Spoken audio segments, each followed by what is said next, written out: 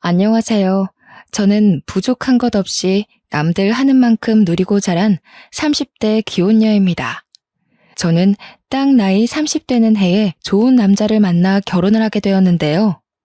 사연의 흔한 내용들처럼 좋은 남자인 줄 알고 결혼했다가 현재 약간 결혼에 대한 회의감을 느끼고 있다고 말씀드리고 싶습니다. 그러나 다른 사연과 조금 차이가 있는 부분이 뭐냐 하면 남편의 실망스러운 모습이 저를 향한 게 아니라는 거죠. 무슨 말씀이신지 당장 이해하기 어려울 수도 있겠네요. 지금부터 제가 입장을 어떻게 두면 좋을지 한번 보고 판단해 주시겠어요? 제 남편은 수도권의 대학을 나왔으나 이름 모를 곳이라 직장 스펙에 그리 큰 도움이 되지 않았고 원래부터 공부에 관심이 없어서 대학 졸업하자마자 곱창집을 창업해 장사를 시작한 사람입니다.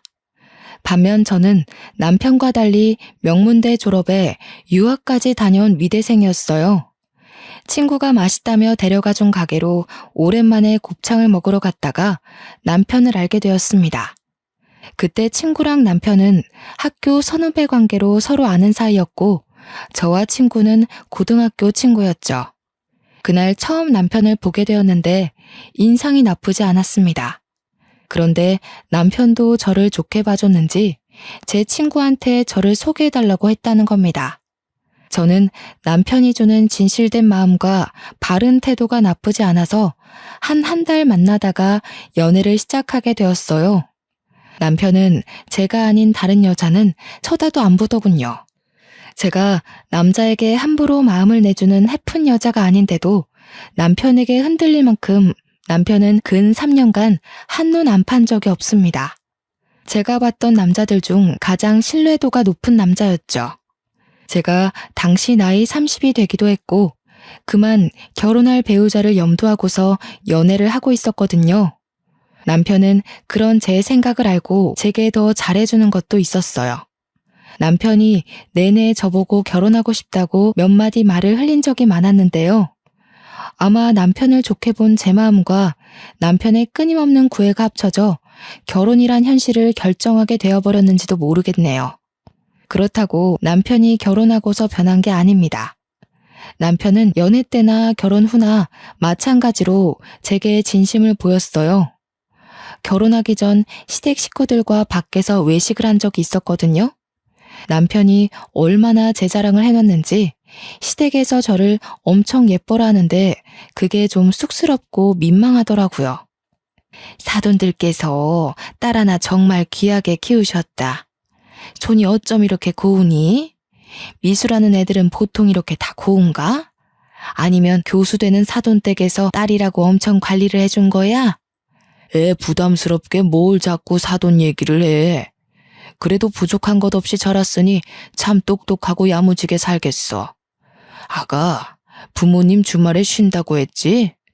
언제 한번 안 바쁜 날 있으면 날 잡고 식사나 같이 하자고 좀 해봐라. 사돈끼리 친하게 지내면 집안이 흥한다더라. 제 친정 부모님은 두 분 다 교수입니다. 아빠는 명문대에 계셨고 엄마는 미대 교수라 미대 쪽에 이름 날리는 지방대에 가 계셨어요. 따라서 저희 부모님은 현재 주말 부부세요. 저도 저희 가족을 한 번에 만나기가 어려운데 시댁 식구들은 당연히 더 못 만나 뵀죠. 상견례랑 결혼식 때 본 게 다였습니다. 상견례 때도 양가 부모님 날짜를 맞추기가 좀 곤란했는데요. 저희 부모님 시간이 주말밖에 안 되었는데 시댁 쪽에서 먼저 시부가 하고 있는 자영업 일 빼고 친정 부모님 일정에 맞추겠다면서 불평 없이 따라주셨습니다. 제가 감히 먼저 제안드리지 못한 걸 남편이 말해서 조율한 듯 싶었는데 그게 너무 죄송했던 제 마음이 무색해질 만큼 시부모님은 다 괜찮다고 하셨어요. 그래서 저는 제가 남편도 잘 만나고 시댁도 잘 만났다고 생각했습니다. 그게 다 돈 많은 우리 집 배경 때문에 아부 떠는 건 줄도 모르고 저는 그저 제 스스로가 인복이 많다고 생각했죠. 저와 남편은 처음부터 분가로 시작을 했는데요. 신혼여행을 마치고 돌아온 날 시댁에서 저녁을 먹기로 했기 때문이었어요. 여태 시부모님의 부탁으로 바깥 외식을 주로 해서 시댁집에 가보는 건 그날이 처음이었습니다. 평소에는 시모가 늘 누추한 집에서 밥 먹는 것보다 제게 더 맛있고 좋은 식사를 대접하고 싶다면서 집에는 초대해주지 않으셨죠. 그래서 저는 그날 제게 형님 되는 사람을 처음 만나게 되었습니다. 형님은 저희 결혼식 때 오지 않아서 시댁 식구 중 가장 늦게 알게 된 구성원이었어요. 결혼식 날 분명 아주버님께 배우자가 있다고 들었는데 아주버님이 그날 혼자 계셨거든요. 그래서 제가 한번 시모한테 여쭤본 적이 있어요. 시모 말로는 형님이 제 결혼식에 오면 물 흐릴지 몰라서 오지 말라고 했다네요. 그땐 상황이 상황인지라 너무 정신없기도 했고 그게 무슨 의미인지 몰라 그냥 넘겼습니다. 대신 형님에 대해 안 좋은 편견이 조금 생겼던 것 같기는 해요.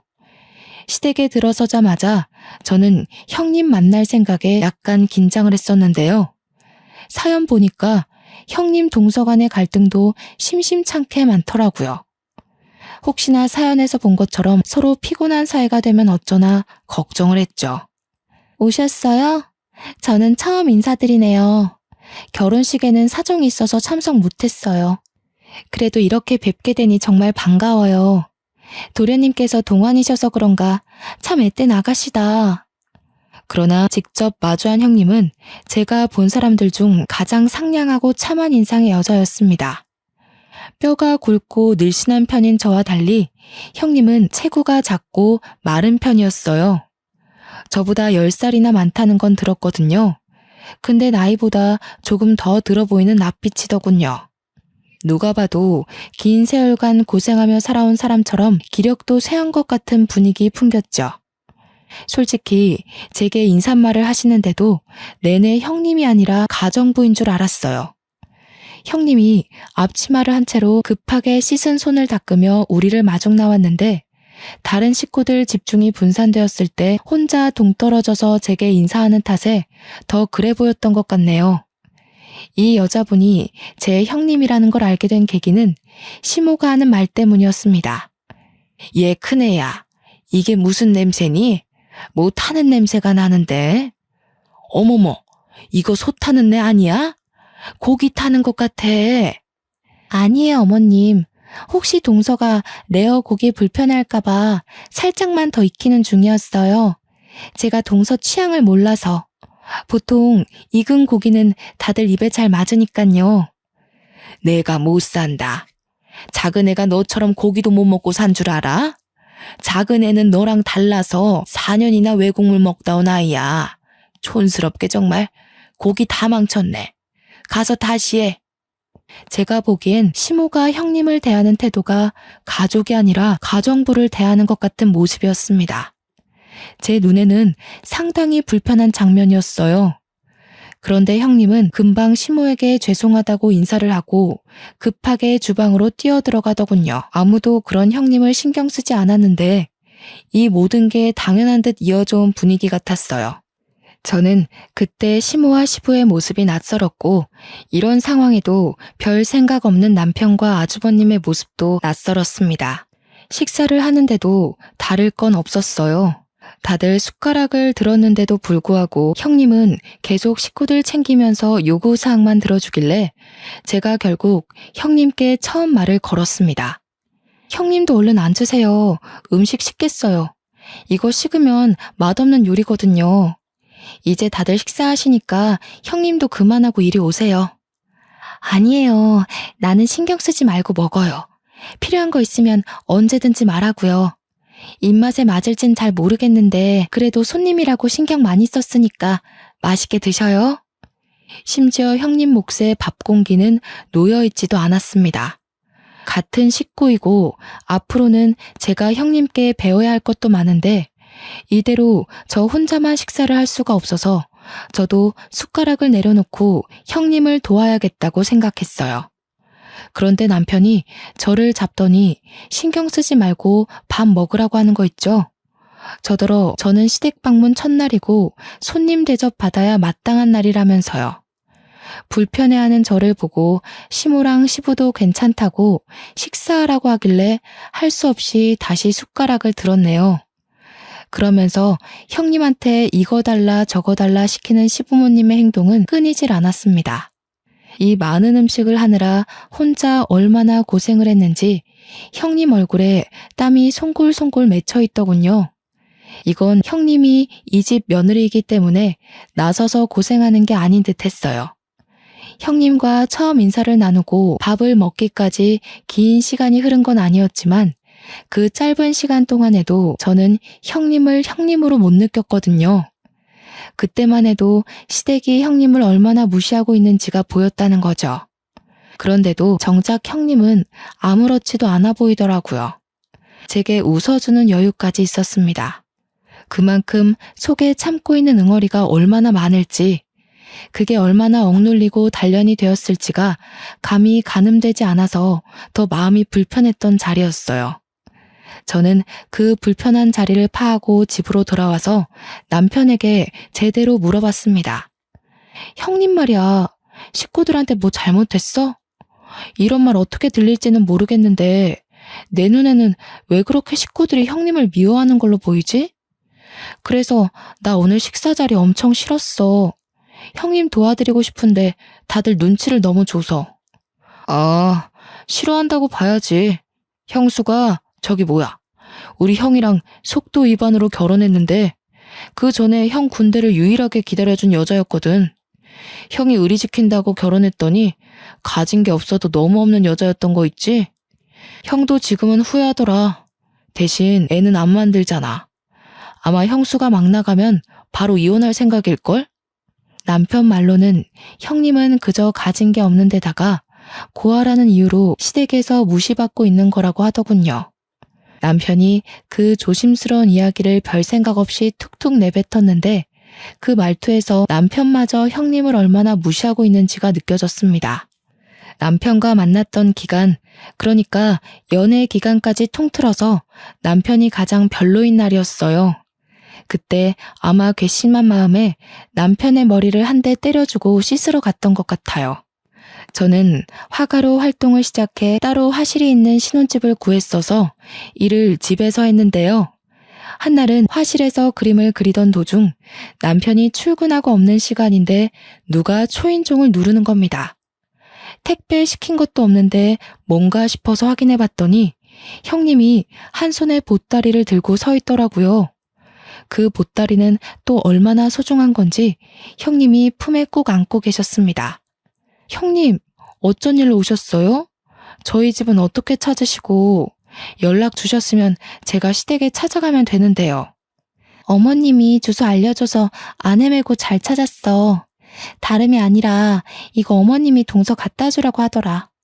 그래요? 이것 때문에 여기까지 일부러 오신 거예요?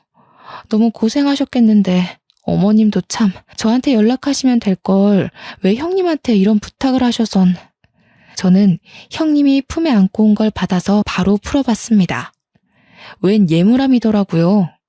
그러고 보니 생각이 난 건데 상견례 때 신모가 정말 귀한 며느리 들어오면 자신이 아꼈던 주얼리로 예물을 주고 싶다고 했던 게 기억이 났어요. 제가 이걸 받고 기뻐할 수 없었던 이유는 이것 때문에 굳이 형님을 시켜서 먼 거리를 오게 했냐는 거죠.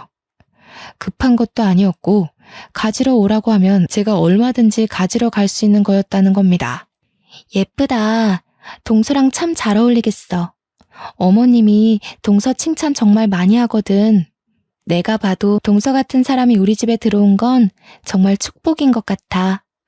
형님이 정말 환하게 웃으면서 저를 칭찬해 주는데 문득 그런 형님의 목이나 손에는 이런 보석 없다는 걸 알아챘어요. 형님은 저보다 먼저 시댁에 들어간 며느리잖아요. 장남의 배우자이고 집안의 기둥을 지키는 첫째 며느리지 않습니까? 그런데 이걸 제가 받았고 형님은 받지 못했으니 제 마음이 얼마나 안 좋았겠어요. 이걸 가져온 형님은 얼마나 더 속이 상하고 자존심이 무너졌을까 걱정이 되더라고요. 차라리 풀어보지 말걸 바보같이 뒤늦게 후회했네요. 형님, 식사 안 하셨죠? 와서 밥 한 끼 하고 가요. 좀 있으면 저녁인데 오늘 남편이 회식 있다고 하더라고요. 저 혼자 밥 먹기 외로워요. 아이고, 이걸 어쩌나? 집에 말도 안 했고 내가 없으면 식사 준비할 사람이 없는데 동서 생각해서 같이 있어주고 싶지만 말씀을 못 드리고 온 거라 좀 곤란할 것 같아. 제가 어머님께 전화드리면 되죠. 어머님이 허락하시면 밥 먹고 가는 거예요? 집까지는 제 차로 태워드릴 테니까 밤길 걱정하지 마시고요. 난처해하며 고민하는 형님을 제가 막무가내로 끌고 들어왔습니다. 형님이 너무 불편해해서 바로 시모한테 전화를 드렸는데 시모가 살짝 당황하더니 오랜만에 식구 데리고 외식하면 된다면서 저랑 형님더러 같이 식사 잘하라고 하대요. 형님한테 그대로 전했더니 형님이 처음보단 조금 안정된 표정이었어요. 형님, 제가 요리를 못해서 배달시켰는데 괜찮죠? 요즘 배달 음식도 진짜 잘 나와요. 이건 제가 쏠게요. 아이고, 뭐하러 돈을 썼어. 내가 해줄 걸 그랬네. 괜히 내가 오는 바람에 동서가 돈까지 쓰고 미안해서 어째? 형님은 참 미안할 것도 많아요. 형님, 그동안 매일 식구들 밥 차리느라 요리하는데 신물 났을 거 아니에요. 저희 집이니까 집주인인 제가 손님한테 대접하는 건 당연하죠. 형님이 너무 고마워하면서 제 두 손을 잡아주는데 나이 40대 손치고는 많이 거칠어서 안타까웠습니다. 저희 집안에는 아직 신혼이기 때문에 저와 남편의 웨딩 사진이 참 많았는데요. 형님한테 집 구경을 시켜주려 한 걸 어쩌다 보니 웨딩 사진 앞에서 한참이나 서 있었어요. 형님이 그걸 유독 좋아하시는 것 같아 자리를 뜨기도 애매했죠. 사진 하나하나를 진정성 있게 봐주시는데 옆에 서 있던 저는 쑥스러운 마음에 형님 옆에 가서 괜히 툴툴거려 보았습니다. 저 이 사진 때문에 한 일주일은 굶다시피 했거든요. 얼마나 배고팠는지. 촬영 끝나자마자 폭식했다니까요. 그래도 너무 예쁜걸. 얼마나 행복했을까. 그래, 결혼은 이런 거였지. 나도 한때 우리 남편이랑 좋은 시간이 있었는데. 형님 웨딩 사진도 보여주세요. 보고 싶어요. 형님은 피부도 하얗고 눈도 크셔서 웨딩 사진 엄청 예쁘게 나왔을 것 같은데. 가지고 계세요? 저는 이때 제가 실수했다는 걸 눈치 못 채고 머뭇거리는 형님에게 어린아이처럼 보챘습니다. 보여주고 싶은데 나는 웨딩 사진이 없어. 결혼식 못하고 혼인신고만 했거든. 이런 거 한번 입어보고 싶은 게 소원이야. 저는 결국 형님 입으로 사실을 들어서야 형님 사정을 알아챈 거예요. 이때 얼마나 당황했는지 모릅니다. 제 자신이 정말 창피했던 순간이었어요. 웨딩드레스 입은 모습이 너무 부러워서 그렇게 빤히 보고 계셨는 줄도 모르고 바보같이 형님한테 상처를 줘버린 셈이라고 생각했죠. 저는 뒤늦게나마 죄송하다고 사과를 했더니 형님은 그저 웃으면서 괜찮다고 하더군요. 얼른 형님을 데리고 화실을 구경하러 갔습니다. 형님은 제 그림에 놀라며 진심으로 찬사를 보냈어요.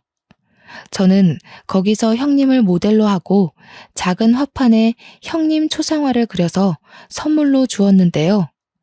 형님이 세상을 다 가진 얼굴로 기뻐하는데 그 모습을 보니 저까지 기분이 좋아지더라고요. 무엇보다 제 그림을 소중히 생각해주는 형님의 태도에 감동을 받았습니다. 밥을 먹고 형님을 시댁 앞까지 태워다 줄 때만 해도 저는 형님의 외로움을 조금이나마 달래주지 않았나 싶어서 뿌듯했어요. 그러나 다음날 시부모님의 부름에 남편보다 먼저 시댁에 도착한 저는 형님의 얼굴을 보고서 제가 형님한테 큰 실수를 했다는 걸 깨달았습니다. 형님 볼 한쪽에 손톱으로 긁힌 것처럼 상처가 있는 거 아니겠어요? 형님한테 얼굴이 왜 그러냐고 하니까 그저 별일 아니라고 하며 여느 때처럼 웃기만 했는데 어딘가 모르게 형님 표정이 음울해 보였어요. 그러던 중 방에서 시모가 나왔는데요. 저를 발견한 시모가 썩히고 있던 얼굴을 활짝 펴더군요. 그때 형님은 급히 자리를 피했습니다. 우리 아가 언제 왔니? 미리 도착했구나. 참 예의도 발라. 왔으면 앉지 않고 뭐하러 서 있었어. 네, 방금 와서 형님이랑 인사 나누느라. 그런데 어머님, 형님이 좀 다친 것 같아요. 얼굴이라 흉지면 안 되는데 말 좀 해주세요. 내버려 둬라. 주제도 모르고 집을 오래 비웠으니 대가가 어떤지는 톡톡히 알아야지. 아가 넌 신경 쓸 거 없다. 그리고 웬만하면 큰애한테 뭐 사주고 그러지 마라. 버릇돼. 보니까 제가 어제 밥 먹고 가라고 붙잡는 탓에 형님은 집에 늦게 들어왔다고 시모한테 따귀를 맞은 거였어요. 그런데도 시모는 눈 하나 깜짝 안 하고 당연한 일상처럼 말을 하는데 순간 소름이 돋는 겁니다.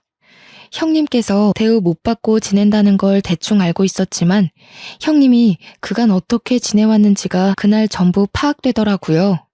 그날 자리에 모이게 된 이유는 시부가 불러서였는데요. 저희는 식사 자리에 앉아서 대가족 회의를 나눴습니다.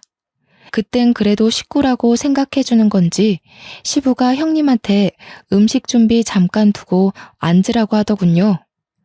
내가 나이도 있고 언제 어떻게 될지 모르니 미리 재산 상속에 대해 회의를 하려고 해. 오늘 당장 정한다는 게 아니고 대충 내 생각이 어떤지 과연 타당한지 들어보라는 거야. 재산 얘기가 걸리니 남편이랑 아주버님이 바짝 긴장을 했습니다. 그래도 아주버님이 제 남편보다는 덜 불안했어요. 장남이니까 자신에게 떨어지는 재산이 더 많을 거라고 보고 있었죠. 그런데 시부가 뒤이어 하는 말에 식구 모두가 초토화되고 말았는데요. 작은애 집에 70, 큰애는 30으로 생각하고 있다. 네 엄마랑 생각 많이 해보고 내린 결정이니까 어떻게 생각하는지 의견을 말해보거라. 이건 저도 좀 당황스러운 배분이라고 생각했습니다. 저 역시 당연히 아주버님께 더 많은 재산이 가리라 봤거든요. 아니나 다를까 식구들 중 아주버님이 가장 난리가 났어요. 말도 안 돼요. 제가 이 집 장남이잖아요. 근데 어떻게 제철이한테 재산을 더 많이 넘기시는 건데요? 납득할 수 없어요. 제자리 걸음하는 가정에 투자 많이 해주면 뭐 하겠냐. 미래가 창창한 제철이 부부한테 투자하는 게 합당하지. 작은 며느리의 집안을 무시할 수가 없구나. 시부는 듣기 불편하게 저희 부부와 아주버님 부부 재력을 비교했는데요. 그래서 더 난리 난 거죠. 아주버님께선 재산일로 서운한 건 알겠는데 그 화살이 전부 형님에게 돌아간 거 아니겠습니까? 당신은 대체 나한테 도움이 되는 게 뭐야? 가진 게 쥐뿔도 없으면 남편 발목이라도 잡지 말아야지. 내가 왜 당신 때문에 재산도 못 받아야 하냐고. 내가 장남이 돼서 길을 한번 못 펴. 와이프 자리가 수준 떨어져서 어디 나서기가 쪽팔려 죽겠어. 아주버님이 화나서 퍼붓는 원망에 형님은 그만 눈물을 보였습니다. 고개를 숙이고 아무 말도 못하고 있었어요. 긴 세월 동안 의지되는 사람 없이 혼자서 이 지옥 속에 살아왔을 텐데 얼마나 힘들었겠습니까? 제가 다 마음이 괴로워서 저까지 눈물이 찔끔 나더군요. 근데 여기서 저를 정말 화나게 했던 건 아주버님의 횡포를 지켜만 보는 식구들이었습니다. 다들 형님을 향해서 혀만 끌끌 차고 있는 거 아니겠어요? 결국 보다 못한 제가 목소리를 높이며 나섰어요. 됐어요, 아버님. 저희 그깟 재산 없어도 잘 먹고 잘 사니까 그냥 아주버님 다 드리세요. 그리고 아주버님, 아무리 화나도 그렇지 형님한테 어쩜 그러실 수가 있어요? 너무 무례하신 거 아니에요? 아주버님께선 형님 없었으면 장남 노릇도 못했어요. 형님처럼 뼈 빠지게 내조해주는 게 어디 쉬운 일인 줄 아세요? 제 말에 다들 당황해서 가만히 있는 걸 외면하고 저는 형님을 일으켜서 제 자리를 벗어났습니다. 형님한테 방을 알려달라고 해서 갔더니 아주버님과 각방을 쓰고 있는 걸로 모자라 보일러도 안 들어오고 장판이랑 옷 몇 벌 있는 게 다인 방이었어요.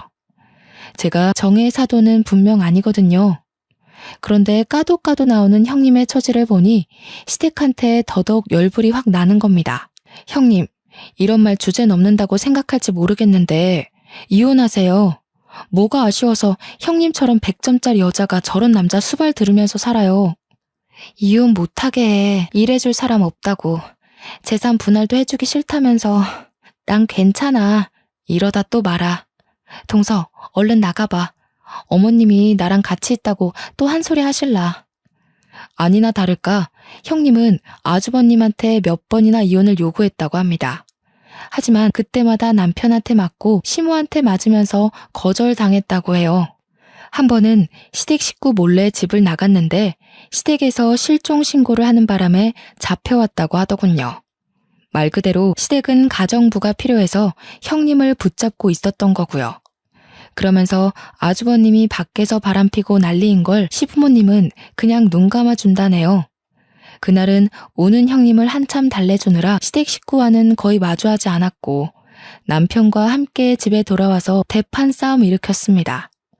일방적으로 제가 싸움을 걸었다고 봐야겠죠.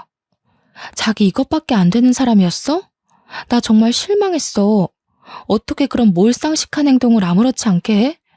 당신이 이런 사람인 줄 알았으면 나 이 결혼 안 했어. 왜 그래? 형수 일에는 신경 쓰지 말라니까. 원래 저렇게 살아온 사람이야. 고아라서 문제될 것도 없고 어디 신고할 용기도 없는 여자야. 뭐라고? 자기 정말 최악이었구나. 내가 형님처럼 가진 거 없는 여자였어도 그랬겠네? 아니지. 아예 날 거들떠보지도 않았으려나? 무슨 소리야. 난 네 배경 같은 거 모른 채로 너 좋아한 거야. 좋아하다 보니까 네 배경이 어떤지 보였던 거고. 네가 형수 같은 여자였으면 시작조차 안 했어. 너랑 형수는 근본부터가 다른데 왜 그런 소리를 해? 다르긴 뭐가 달라. 다 똑같은 사람인데. 내가 정말 당신이랑 시댁 식구 이해해보려고 했거든? 근데 이건 아니야. 어머님, 아버님까지 나한테는 다 최악으로 보였다고. 저는 여태 남편과 지내면서 큰 싸움을 한 적도 없고 큰 소리를 낸 적도 없어요. 그런데 그날엔 너무 화가 나서 남편에게 처음 소리를 질러봤네요. 남편도 이런 제 모습을 처음 봐서 그런지 당황해서 입만 벙긋거리더라고요. 형님한테 사과해. 그리고 당신이 아주버님 말려. 우리가 시댁 재산 포기할 테니까 아주버님 보고 앞으로 정신 똑바로 차리라고 해. 뭐? 아니 우리가 왜 그래야 되는데? 아빠가 우리한테 돈 준다잖아. 지금은 70, 30이지만 우리가 잘하면 더 떨어질 수도 있어. 그 아까운 걸 왜 포기해? 그래, 그럼 그 돈 받고 혼자 살던가. 우리 혼인신고도 안 했는데 그만 갈라서자. 나는 이렇게 정신머리 없는 남자랑 절대 못 살아. 친정 갈 거라고 미련 없이 돌아서는 저를 남편이 급하게 붙들며 이러지 말라고 무릎을 꿇더군요. 저는 이 시댁에 아쉬울 게 없는 사람입니다. 재산도 시댁보다 우리 친정이 더 많아요. 이 결혼은 정말 남편 하나를 사랑해서 한 거라 제가 쥐고 있는 건 남편 하나뿐이란 거죠. 그래서 따로 포기할 게 없으니 남편 하나 버리면 그만이라는 겁니다. 안 돼. 나 자기 없으면 집에서 대접 못 받아. 내가 자기처럼 과분한 사람을 아내로 둬서 부모님이 날 그나마 지켜 세워주는 거란 말이야. 원래는 장남 입에 달고 다녔어. 제발 갈라서는 건 안 돼. 당신이 당신 가족이랑 다르다는 거 나한테 증명할 수 있어? 그걸 보여주지 않으면 나 더 이상 당신 못 믿어. 그러니까 당신이 가족들한테 말해. 형님 놔주라고. 그건 내가 간섭할 수 있는 부분이 아니야. 괜히 나섰다가 미움만 사서 상속 부분에 문제라도 생기면 그것만 아니면 정말 당신이 시키는 거 다 할 자신 있어. 그럼 내가 가서 말할 테니까 당신은 옆에서 내가 시키는 대로 해. 내가 어머님 아버님한테 그리 대단한 존재라면서 당신보단 내 말이 먹힐 것 같네. 이것까지 말리면 나 당신이랑 살림 이어갈 생각 없으니까 잘 판단하고. 그날의 싸움 이후 저는 이혼 서류 한 장을 챙겨서 시댁을 들렸고 남편은 연차까지 내면서 굳이 저를 뒤쫓아왔습니다. 제가 간다는 연락을 안 했던 터라 연락 못 받은 시모와 아주버님 표정은 그저 순진무구했는데요. 아쉽게도 시부는 일 때문에 안 계시더라고요. 저는 그대로 앞뒤 상황 설명 없이 그대로 아주버님께 다가가 형님과 당장 이혼하라고 선포했습니다. 아주버님께서 형님이랑 이혼하지 않으면 제가 남편이랑 이혼할 거예요. 제가 불편한 꼴은 못 보고 사는 사람인데 아주버님이랑 형님 관계 보는 게 제 입장에서 굉장히 힘들고 괴로워요. 그러니까 아주버님이 형님과 관계를 끝내던지 아니면 제가 이 집을 나감으로써 더 이상 그 꼴을 보지 않던지 하려고요. 뭐라고요? 아니 잠깐만요. 느닷없이 찾아와서 갑자기 뭔 소리예요? 왜 이래요? 재수 씨가 뭔데 나랑 내 와이프한테 이혼하라 말아요? 어머나, 새아가. 뭐라고? 이혼이라니. 이게 무슨 날벼락이야? 정신없이 이러지 말고 찬찬히 설명 좀 해보거라. 네, 어머님. 들으신 내용 그대로예요. 말 그대로 아주버님께서 형님을 못 살게 구는 꼴을 더 이상은 못 보겠어요. 형님이 이 집에서 나가던 제가 나가던 오늘 결판 내려고 찾아왔으니 어머님도 협조해주세요. 주방에서 숨죽여 듣고 있던 형님은 어느새 눈물을 흘리고 있었습니다. 저는 그런 형님을 밖으로 데리고 나와서 시모와 아주버님을 다시 마주했어요. 그리곤 가방에 챙겨온 이혼 서류를 내밀었죠. 어머님, 아주버님, 이제 말씀해보세요. 여기에 제 도장 찍을까요? 아니면 형님 도장 찍을까요? 시모는 크게 당황했습니다.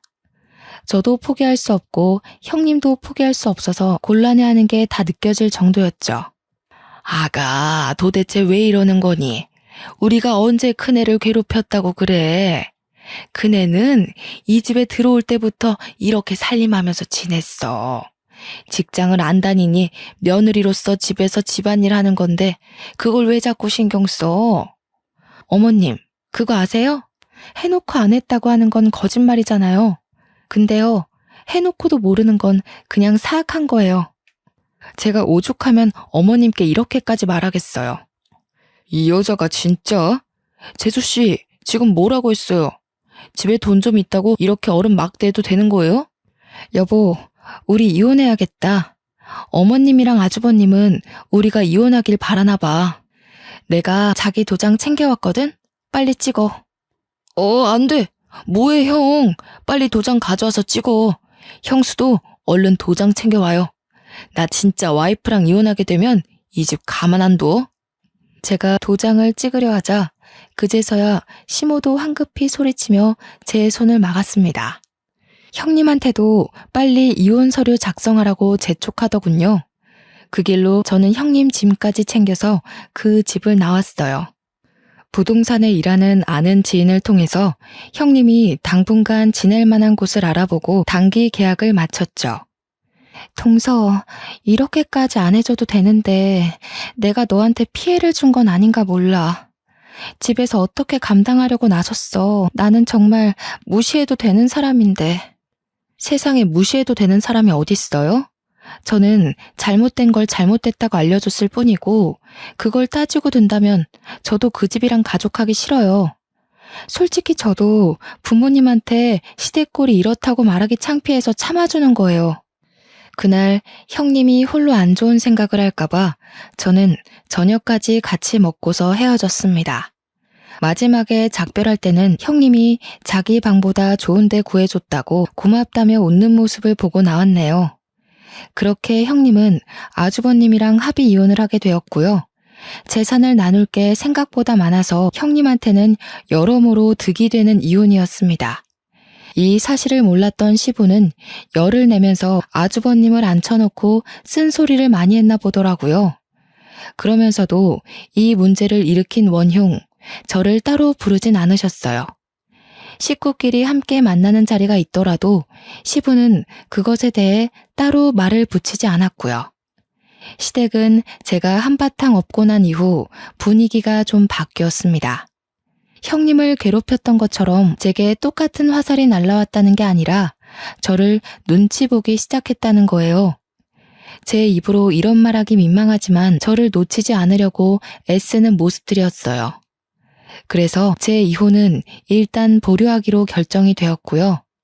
대신 남편을 통해서 시댁 모두에게 경고는 해줬습니다. 한 번만 더 사람 인격 함부로 모독하면 가차없이 이혼하겠다고, 2번 넘어가주는 일은 없을 거라고 했어요.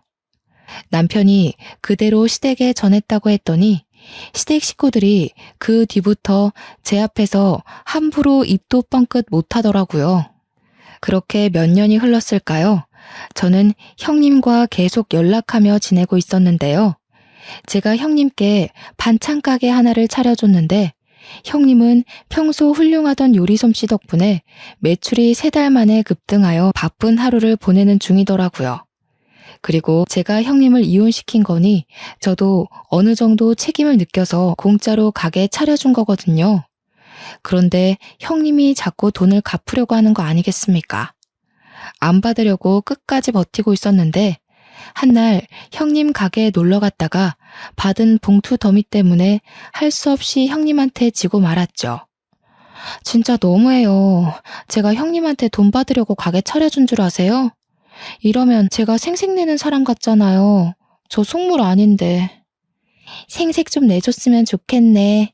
내가 누구 덕에 팔자를 폈는데. 보답하고 싶어도 받아야 할 사람이 통 마음을 안 열어주니까 내가 갚아줄 기회가 없잖아. 이렇게 빚지고 갚고 해야 나도 돈 모으는 재미가 있을 거 아니야. 받아줘. 형님 솜씨를 알고 있던 저는 가게 매상이 좋을 거라고 예상하고 차려준 장사거든요. 제가 예상한 대로 반찬 가게 매상액이 상당히 좋았고 저는 단지 그게 기뻤을 뿐인데 형님은 내내 저에게 빚을 졌다고 생각하고 있었나 보더라고요. 제가 이 두둑한 봉투를 받는다고 해서 형님 살림에 큰 영향이 되는 건 아니었어요. 이 봉투만으로도 벌써 제 돈을 거의 다 갚은 상태나 다름없었죠. 그럼에도 불구하고 이 돈을 받는 것이 영 불편했던 저는 그 순간 정말 기특한 아이디어 하나가 떠올랐습니다.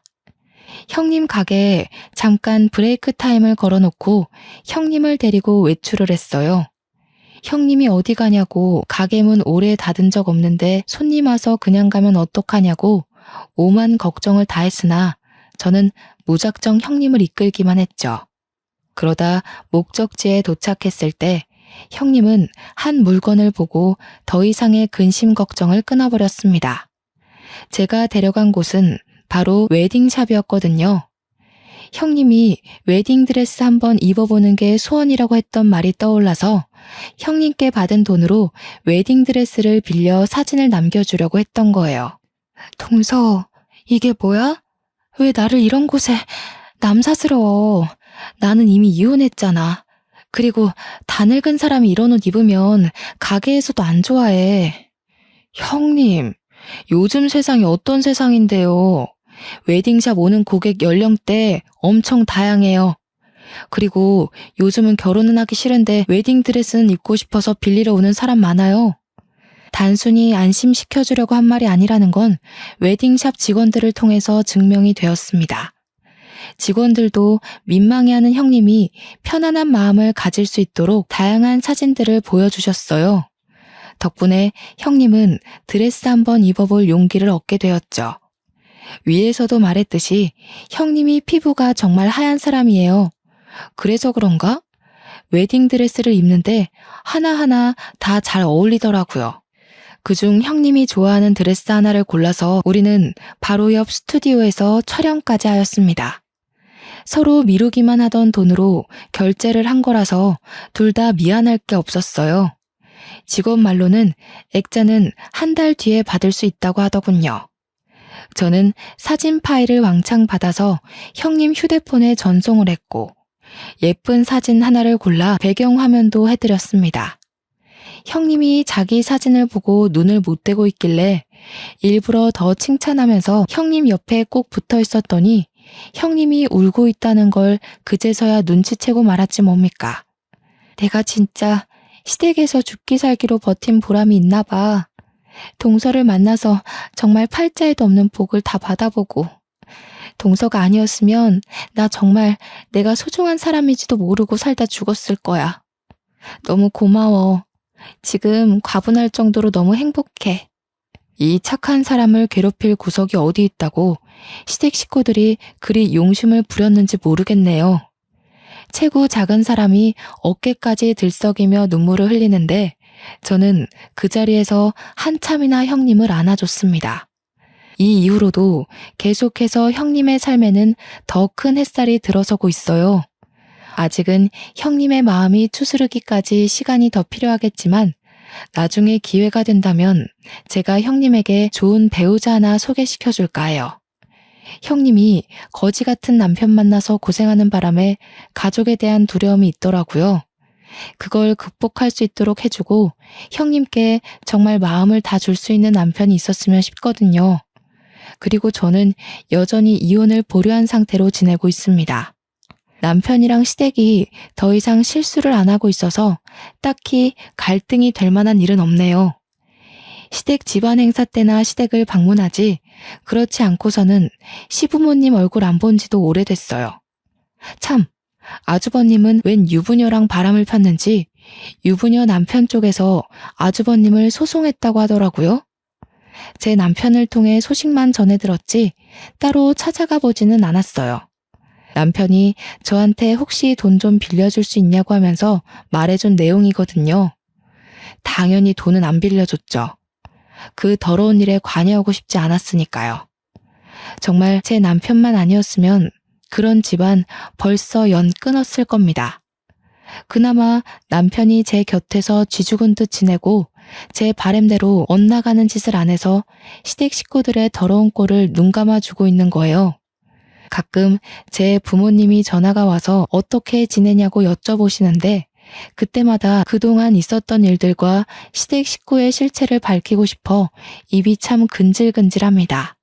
저는 사람을 갑, 을로 계급 매기는 걸 정말 싫어하는데요. 시간이 지날수록 시댁에서 을짓을 자처하니 제가 이 집의 실세처럼 보이는 것 같아 불편할 때가 있어요. 시댁 식구들의 성향이 어쩔 수 없이 계급을 나누는 분위기더라고요. 이렇게 되어버린 관계를 과연 제가 무탈하게 풀어나갈 수 있을까? 살짝 그런 걱정이 되는 거 있죠? 어쨌든 그렇게 해서 저는 현재 위태로운 결혼 생활을 이어가는 중이라는 거예요. 다들 조심하고 있으니 아직은 이혼까진 생각지 않아도 되지 않나 싶어요. 저는 그저 착한 우리 형님이 다시 웃음을 찾을 수 있어서 그것만으로도 좋네요. 그동안 형님을 가뒀던 슬픈 시간들은 새롭게 회복한 삶을 통해서 사라지게 될 거라고 봅니다. 저는 우리 형님 미래를 계속 응원하고 지켜주는 관계로 지낼 생각입니다. 좋은 언니가 생긴 기분이라 기쁘네요. 나중에 형님이 새로 드린 반찬 갖다 주신다고 했는데 슬슬 형님 맞을 준비를 해야겠습니다. 저는 이만 여기서 사연을 끝마칠게요. 다들 미소 가득한 하루 보내시길 바래요. 지금까지 저와 형님 이야기에 관심 가져주셔서 감사합니다.